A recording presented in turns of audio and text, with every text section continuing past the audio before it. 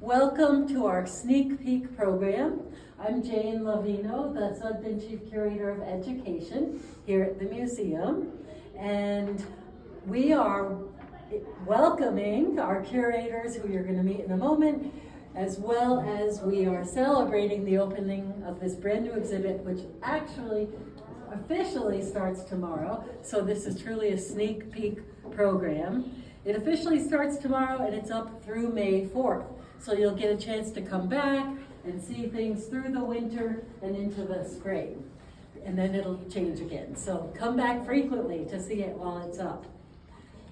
The sponsors, I'd like to thank, we have some very generous sponsors who have made this exhibit possible. And they are Barbara Casey, Erica and Mick Sestia, friends of Lisa Fleischman, Halloran Farkas Catilla, Bert Hirschfield, Dale and Jay Kaplan, Tally and Bill Minks, Karen Rocky, Ellen and Peter Sapphire, Jade and David Walsh, and the Wyoming Arts Council. So those are our sponsors. The exhibit begins right here at this end of the King Gallery hallway, and it extends down the King Gallery hallway and then turns left, and there are some more pieces around the corner which you can't see right now, but I don't want you to miss those pieces. Dr. Tammy Hannawalt, our curator of art, will be speaking with us today, as well as Candice Forte, our associate curator of art. Dr. Candice Forte and Dr. Tammy Hannawalt. Excuse me. They will both be speaking to us today. Together, Tammy and Candice with the rest of the curatorial team, Emily Winters and Katia Rodriguez, have done an amazing job putting all of this together. You're gonna love it. We had a little bit of a sneak peek this morning for staff, so I had just a taste of what you are going to hear today. As always, following the sneak peek program, which will last approximately 30 minutes, attendees are welcome to have lunch in the Palette Restaurant, and if you identify yourself as a program attendee, you will get 10% off your lunch, so keep that in mind. But if you are a member, you get 20% off, so go with that if you're a member. Thank you and welcome Tammy and Candice. Thank you, Jane. First, I'd like to read our land acknowledgement. We acknowledge that the museum is located on the ancestral land of the Shawnee Bannock and Eastern Shoshone peoples, with many others having historic ties to the region. Please join us in acknowledging these indigenous communities, their elders, both past and present, as well as future generations. The museum is committed to amplifying Native voices and increasing representation in our permanent collection. Welcome, everyone. This is a Inuit exhibit titled Transformations, Wildlife in Inuit Art and Culture, because we are the Wildlife Museum, and we think this is a really great way to show the relationship, how Inuit artists show the relationship of human-animal interaction, interrelationships. I would like to start out with a little bit about the introduction. This is one of the prints we haven't gotten back yet, and why you're getting a sneak peek. We're not completely finished, but the introduction of Inuit art to a global audience began in the mid-20th century and corresponded to transformations endured by people who had lost their subsistence way of living, resulting from environmental shifts and a diminished fur trade. The urgency to help displaced Inuit set out an artistic movement that brought Inuit crafts into the realm of fine art. Inuit art became an export in 1949 when, through the urging of the Canadian government, the Canadian Guild and Craft and the Hudson Bay Company purchased and promoted the sale of stone carved sculptures, prints, drawings, and textiles. These were subsequently added. And by the 1960s, Inuit-owned art cooperatives had been formed. Inuit artists were encouraged and advised by non-Indigenous artists to represent through their unique aesthetics, cultural practices, rituals, and daily life occurrences. Depictions of human and animal transformations, such as those executed by Inuit shamans and rituals, were among the most desired subject matter. So that is how this exhibit started, and that's why focus ended up being on the transformations. The shaman that you'll see over here, we have a label about the shaman transformation. It was believed in Inuit cultures that shaman could, well, actually, all animals and humans could borrow each other's forms, their bodies, and they could transform into one another.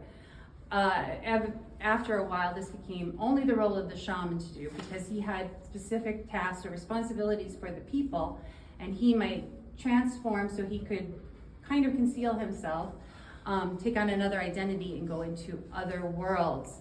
And we'll talk about one of the things that the shaman might do when we get to the Sedna part. But you can see that even though in the 20th century ideas about shamanism in Inuit cultures has changed, the artists have maintained this idea, and they translate it in these amazing artworks that you see here. Inuit art was initially made for transporting. That's why a lot of the pieces are small. All together with the prints, textiles, and sculptures, which it's heavily with sculptures, there are 70 pieces in this exhibit, and that's a lot. We usually only have 35 or 40 pieces in this hallway when we do art exhibits, so we are glad to be able to show this many. And it all started with one person's collection, and in that collection there were a lot of the transformations.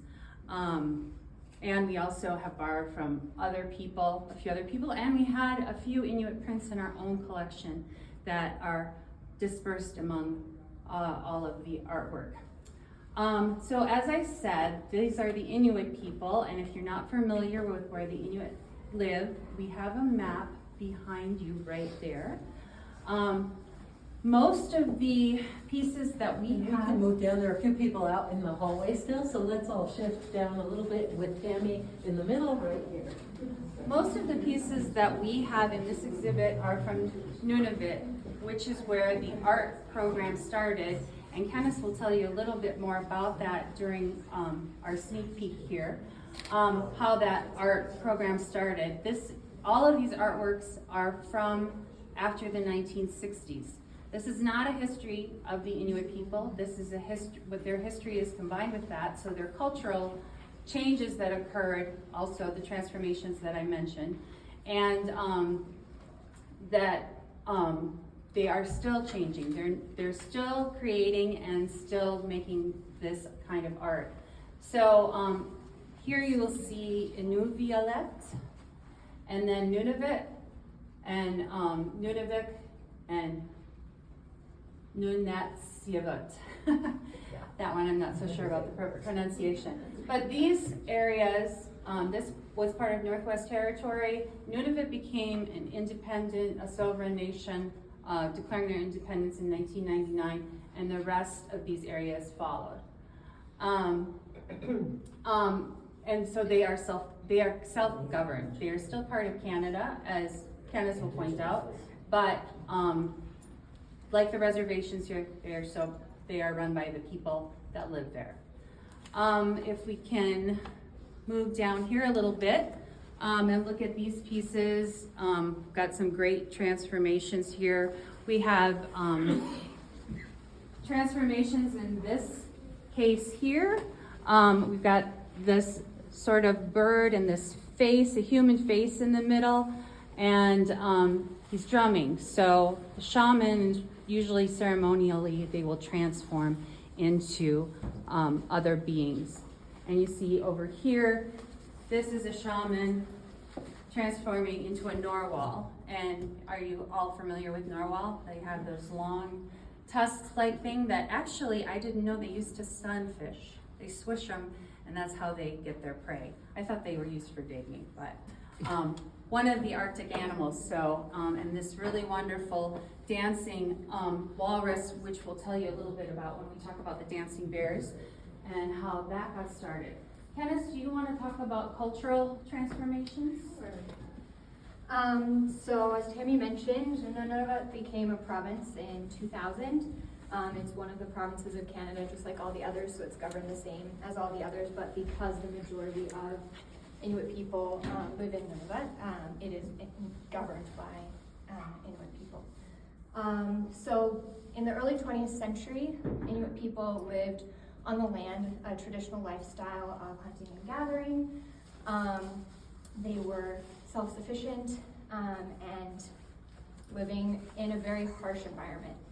And then in the 1950s, the government started to encourage and sometimes compel Inuit people to move into settled communities. And so there were some really tragic outcomes of that. The stated aim of the government was that Inuit people should be treated and cared for like all Canadians. They should receive education and health care, which is a good thing. But in order to do that, they had to be in permanent settlement so that the government could access them and care for them. But that impacted Inuit lifestyles in a lot of important ways. They could no longer follow the animals in the ways they used to. And the growing season is not long enough in the north to grow enough food to sustain yourself. So it was a very difficult time. And there were a lot of cultural disruptions in that time period. So we talked a little bit this morning about the miscommunications between Southern Canadians who were living there, representatives of the government, and Inuit people. For example, when people lived in camps, they would have sled dogs that they used to travel and hunt. And when people moved into settled communities, the dogs, as they were in camps, were loose. And the Southern Canadians were unsettled by that. They didn't like the dogs just roaming around. And so the police said, you need to leash your dogs or else we will shoot them. But that was not communicated to the Inuit people in a way that they understood. And so when the police began to shoot the dogs, it was a very large cultural trauma for these people. And so they are still dealing with the loss of the dogs and that traditional means of hunting. So we have some prints here of traditional life, the one behind you guys. People would mostly live in tents in the summer and igloos in the winter. So here we have a representation of a sealskin tent and some women drying fish.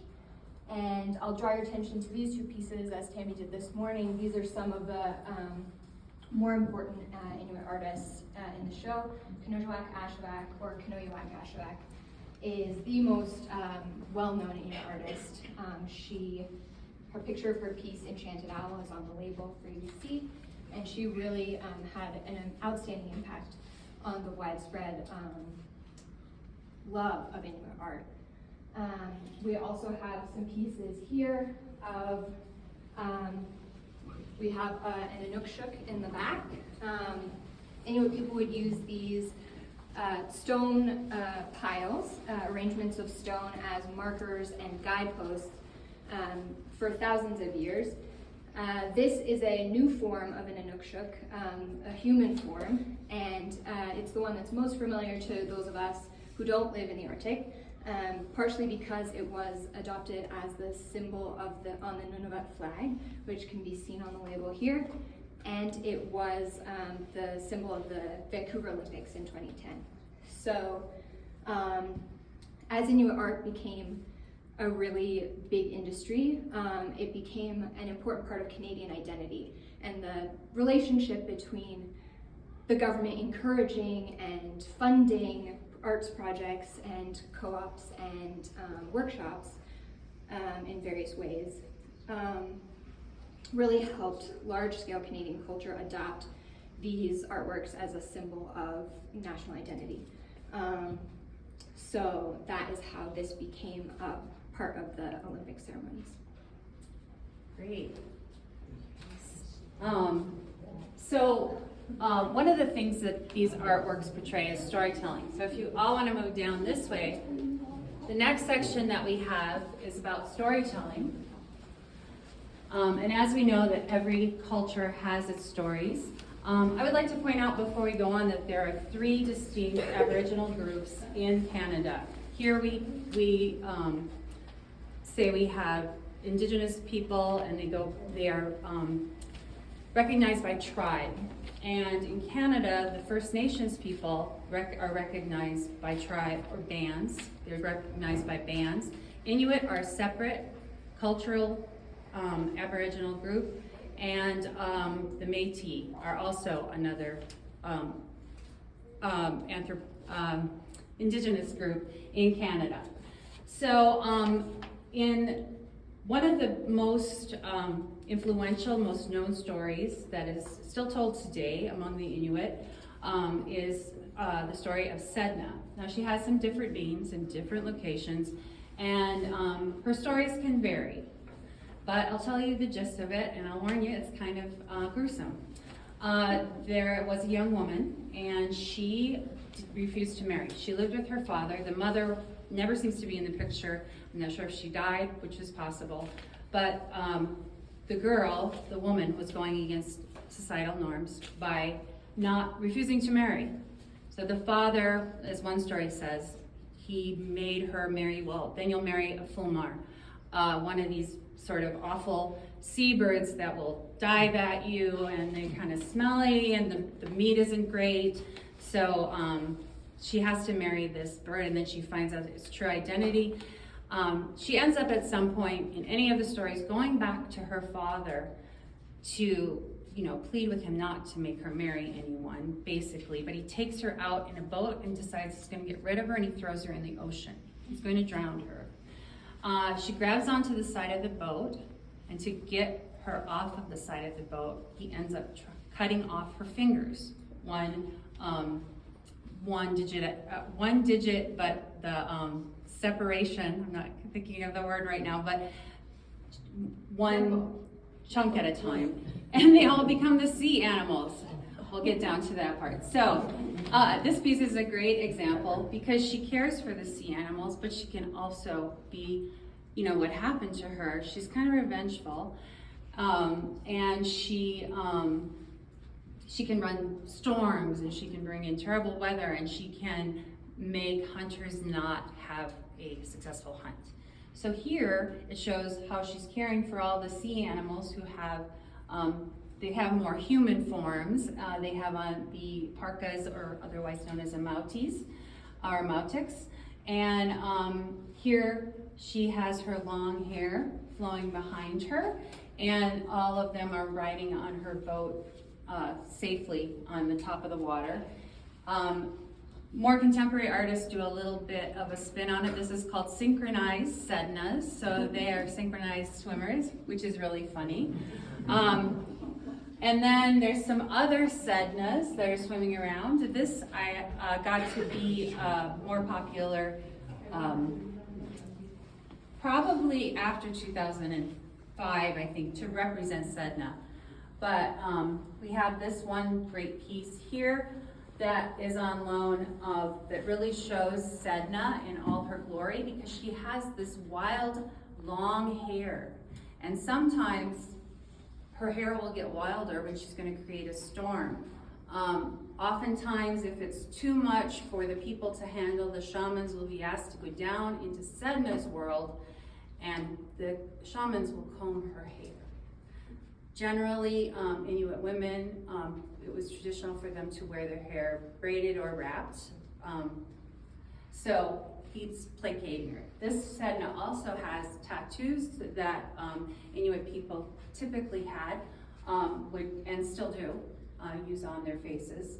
She also does not have any fingers. And this one, she's protecting the hunters. She has the body of Sedna underneath here. And this one by Reuben, who was also the artist that was at the very beginning that had that face with all of the creatures swimming around it. And as you can see, there are two sea animal, human kind of things, creatures helping her on her way. So we're going to move down this way a little bit. And I think Candace is ready to tell us a little bit more about the beginnings of the Inuit art program. So as we sort of mentioned at the beginning, there was this big push in the 1950s to really claim the North as a Canadian territory and emphasize the fact that Inuit people are Canadian and Canadians live in the North. Largely because of the Cold War and the threats from Russia and the alliances between the US and Canada. Canada was even trying to stake its claim in light of the United States, and even though there were United States bases and projects in the North, to re-emphasize this is Canadian land and we are sovereign here. And I can say we because I am Canadian. The government sent people to the North, art experts. One was named James Houston. He first went north in 1949, I think, and he met Inuit carvers there, and he was so impressed by the beautiful work they were doing. He collected as much as he could and brought it back to Ottawa, and there he spoke with a lot of people and convinced the Canadian Handicrafts Guild to send him back to the North the next year to buy up as much as he could in the North for resale in the South. And then after a few years, he became an official agent of the Canadian government. They sent him to Cape Dorset, where he lived for many years with his family. And he helped establish an arts program there and a print workshop. He worked with the native artists there, and eventually the print workshop there became a co-op. And a lot of the Inuit communities now, the art programs and many other industries are run by co-ops, and that means that it's owned by the people of the community and they get to make the decisions in that. Before the co-ops were formed, there was a group called the Canadian Eskimo Arts Council. And here's a good place to note that Eskimo is not a term that we use anymore. It's an offensive term to Inuit people. It sort of was widely used, and now we're using Inuit and other tribal names in other places. So, but this art council was formed of Southern Canadian art experts, all white people, who helped guide and shape the production of Inuit art. They would choose the prints from the production in the North and help determine which prints would become part of the official annual series from Cape Dorset and other communities. So we have a picture of one of the early councils on this image here. The people in the photo, one is James Houston, the director of the National Gallery of Canada, and the Montreal Museum of Fine Arts, and other really strong leaders in the field. Also in that photo, you can see that this print is on the table being considered by them. So this was one that was included in one of the official Cape Dorset print series in 1961, and it's very exciting to see it in the photo as well. As much as Southern art experts would encourage and guide production in certain directions, Inuit people incorporated their own traditional art making practices into new art forms that were being introduced to them and that they were exploring.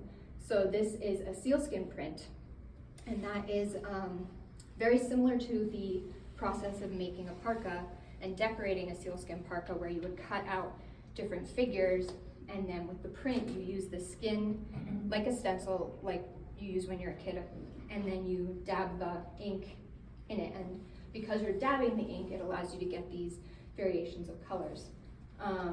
So it's really cool to see how these Inuit people were introducing their own traditional practices into these new art forms, and Tammy will talk about that more when we get to the wall hangings too. Yeah. I wanted to point out the, first of all, the stone carvings. And Kenneth, you didn't mention that this is in the picture, did you? Mm-hmm. Okay, I'm sorry. Yes, that. Most of these sculptures, they would say they were made of soapstone, which is just different kinds of softer stone that's easier to carve. So the Inuit people are carving as opposed to pouring bronze, right? So, and we all know that the Italians carve with marble and everybody's carved to stone for thousands of years. But whalers would trade with Inuit people back in the 19th century when whaling came to Hudson Bay, and the Hudson Bay Trading Company got involved too. The Hudson's Bay Trading Company. But these sculptures have been around for quite a while. But I think they're just wonderful to see how imaginative and how the art progresses.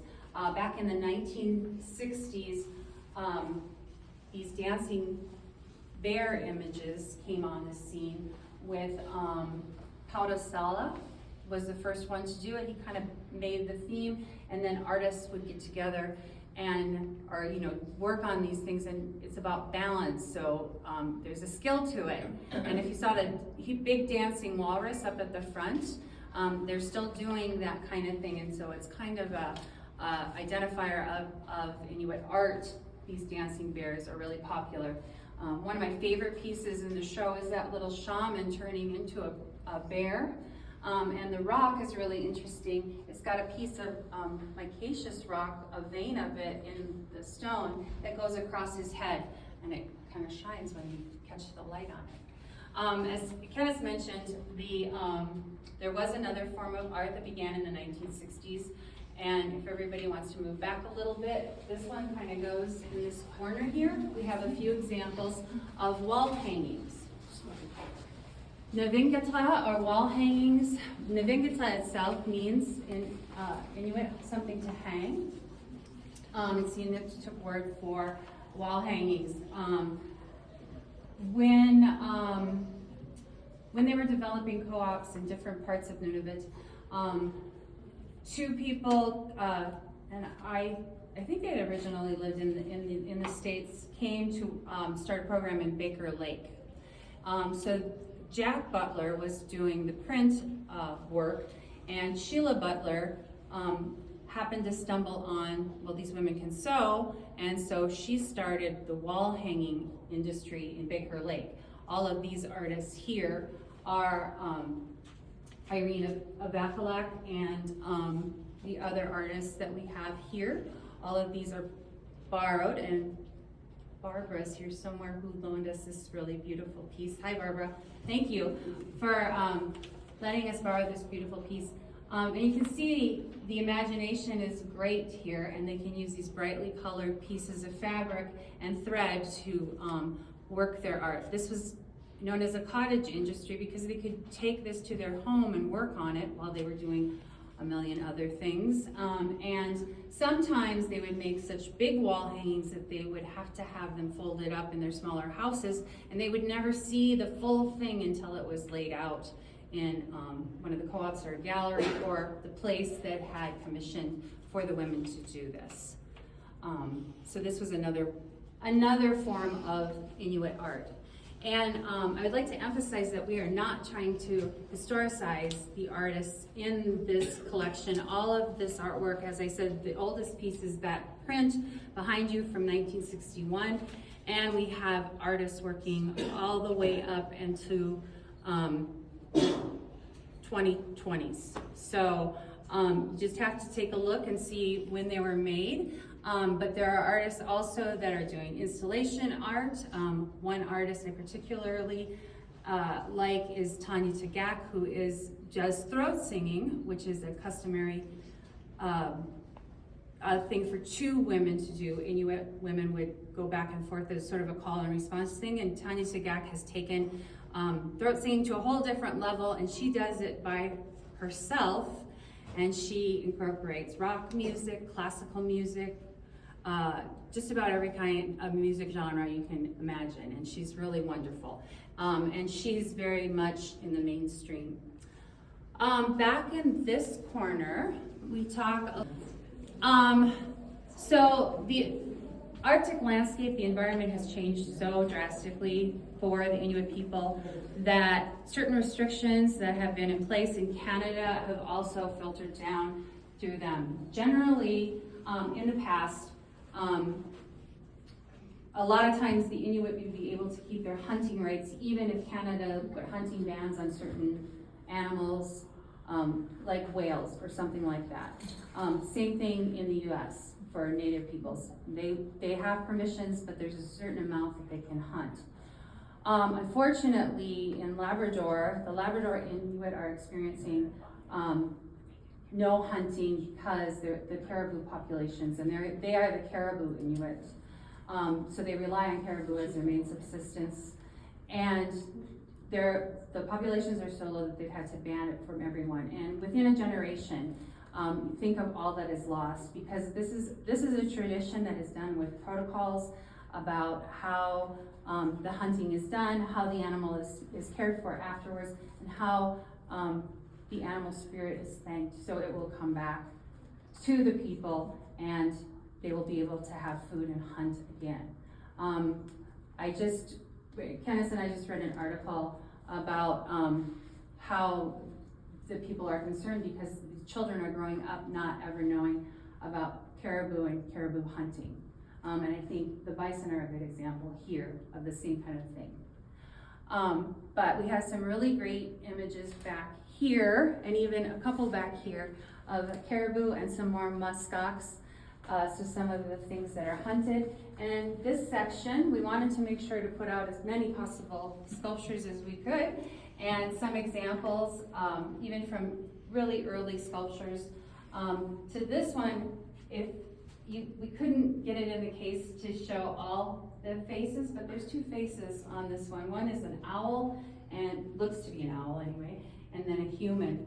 And it's His Faith Hangs in the Balance is the name of this piece. It's what? His faith hangs in the balance. So the guy on the top is on a spring and kind of moves when it gets blown or touched. So I think that. Just make a note about how we handled names. Oh, I'm sorry, I didn't. Yeah, Dennis will tell you about Inuit names and also about the signatures. Mm-hmm. And you'll see here that we have syllabic signatures too, like that whatever we found on the pieces, if we could trace it to the person. Kenneth, I'll let you take that away. So the language that Inuit people speak is called Inuktitut, and for a long time it was an oral language only. In the early 20th century, there was a missionary who adopted an Algonquin writing system to be Inuktitut. So that is called syllabic, and that is the symbols that you'll see in yellow on the signs underneath the artists' names. There is also a lot of fluctuation in how the artists have identified themselves over the last century. Sometimes they will write their names in the syllabics, sometimes they'll write it in what we call Roman characters, which is what we recognize as the English alphabet. And sometimes they will sign both names or just their first or their last. So it's not the way that Western artists just sign their last name. There's no totally accepted protocol. It's up to each artist. So we have tried to indicate on the labels how each artist signs their own name. So if you don't see syllabics, that means that they most likely sign in Roman characters. And especially in some of these pieces, because they're on these nice glass shells, you might be able to peek under and see if you can see their signatures and how they differ. So I encourage you to look out for that, and thanks so much for coming. Yeah, are there any questions? Yeah, questions for either Dennis or Ken? Had you thought about putting a mirror behind that one sculpture so you could see the reverse? Yeah. The backside. That's a good idea. It's a good idea. Also, it can be a little troubling to try to light it because the light will bounce off the mirror. So we generally don't use mirrors in there, but You take a picture. that's true too. We can take a picture of the other side, or we can turn him, and then you'd have to come on a different day to see one face and then see another face. We did talk about that, turning it every couple weeks. Yeah. Yeah. Okay, I have a question. I don't know a lot about printing. I get really confused about printing processes, but I see a couple stone cuts. Can you tell us a little bit about what a stone cut is? A stone cut is Yeah. Okay, a stone cut is a very similar process to a woodcut, where you take the stone and then you cut the negative space away. So what is raised is the design that you will see, and then you print it. These prints were issued, the official print series are issued in very strict regimens of 50. Now, at some point they fluctuated a bit. And then after that point, the artist would often destroy the stone so that it can't be printed anymore. That's pretty common practice around the world, depending on the artist. But the stone cut is a really exciting one that I would encourage you to take a look at. The sealskin prints are very unique to the Inuit process. There's also, as the influence of the Japanese printmaking was becoming really prominent, especially in Cape Dorset, there was some experimentation with Japanese paper, and we have an example of that here. And you'll see why it's not used very commonly anymore, because you can tell that it's the Japanese paper because it's all wrinkly. It's really, really thin paper, and so it doesn't survive the process very well. So they have adapted and experimented to find processes that are durable and consistent throughout their printing process. And printing blocks will only they start to deteriorate too. That's why if you get 50, that's pretty good.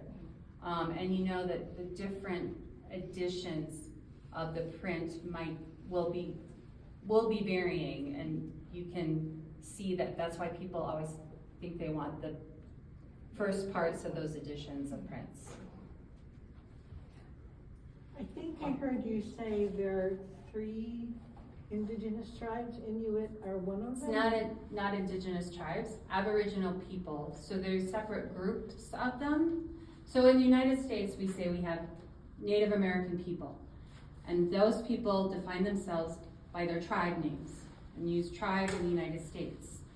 In Canada, you have First Nations people. Those are one group in themselves, and that's similar to the US. That would be like Northwest Coast band, and they divide themselves by what they call bands, which are tribes. And there's like Tlingit, Haida, Kwakwaka'wakw. Those are some that I can think of. Cree. The Inuit are Inuit. There's Caribou Inuit. They might break down and identify themselves by their, different areas. Caribou Inuit are in Labrador or whatever. And then there are the Métis, which are French and indigenous mixed together. They are one separate group. So there's 3 separate groups of indigenous where there's. These are 3 government, federally Yes, distinguished types. distinguished. So they're treated differently by the government, these 3 different kinds. So if you're a First Nation tribe, these are your rights, these are what